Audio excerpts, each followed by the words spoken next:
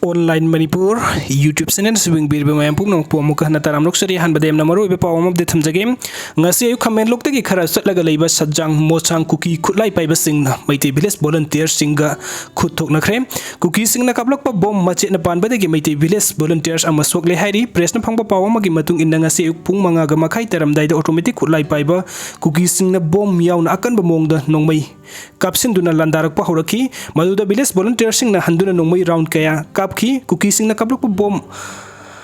amana khungak pa singi marakta tasinki pokai rak padagi village volunteer ama sokapan nangki hairi aduga yamna thajaningai thajaba yaba pau amana sniper wala haibadi sniper paiba kuki ama yamna social media da post thagalak pa kuki du ngasi kuki len yaukhre haina thajanari rip shopping gamle nam ading nahin ko na pe ahi in tasappa ka salam kahi pe pathen in nada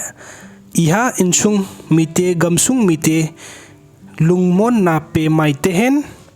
adugo mathangi update asna satang area ta kuki ge hen ba reinforcement gari manga hena sangsin khre hairi mayam social media da yamna viral weri post ama adugo mathangi update asna hojik Morehda Akanba Maongda protest tawri nupi amasung kuki nupi amasung nupa mayam ama thulagla protest tawri kari maram gino haiba maru oiba pau update phangjedri phangbaga ya update tawjrake adu yamna maru oiba pau ama lisipre kang mujam daga update thamjage yamna nungsi halasi aina nongma khungjum teksam da sasaba numita lapna yamna bamyam maraktagi yamna kanna isu kauraga sensilaki adu da aina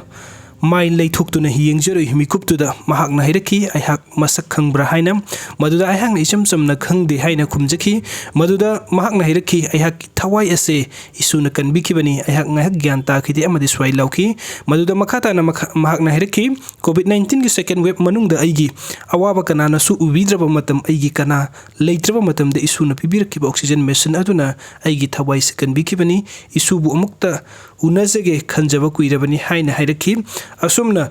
masing thingam dramioi ke aihakna angamba mateng pangduna thawai kanjakiba amadi angamba mateng pangjakiba singi mahi yanba ubada henna thawna hapiri asumna ningsing berak pasi yamna nungsiba phawi haina lisi priya kangujamna social media da thadurk pawam na makhatari video sing bibagi damakta mayam pumnang pomuk gahna thagachari anob update ki damakta online manipur youtube channel na subscribe to biramu thank you